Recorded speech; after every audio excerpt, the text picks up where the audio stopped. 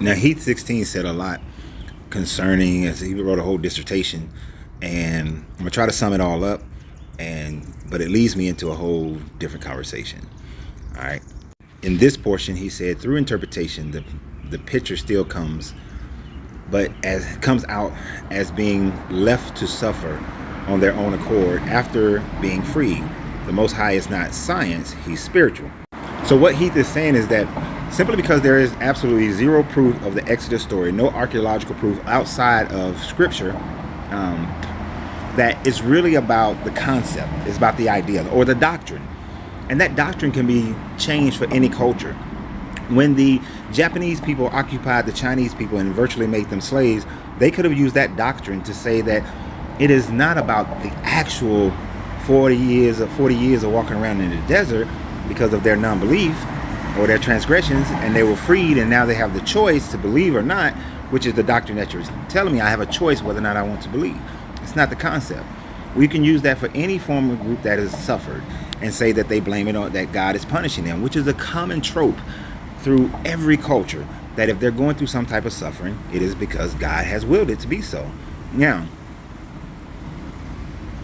I don't argue faith. If you believe that, that's on you to believe. You said that I should pray for discernment, but what you're asking me really is that I should pray for the discernment to agree to what you are saying, because any other discernment cannot be from the Most High. It has to be from my own mind. But only if I agree with you, then my discernment is correct. Well, I already have discernment, and it does not agree with you and most people, but that's fine. I believe that is the true path of understanding. It's for us to find our own individual paths. It is not one path for all people. But in your statement here, you said that the Most High is spirit and not science.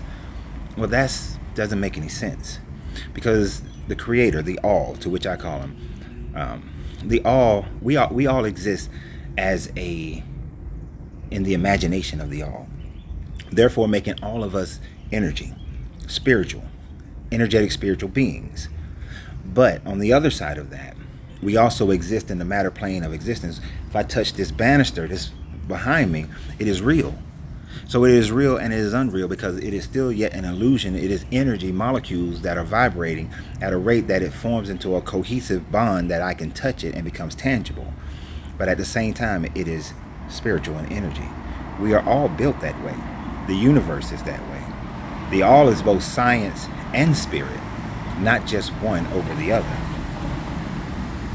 You are as well in the image of the All.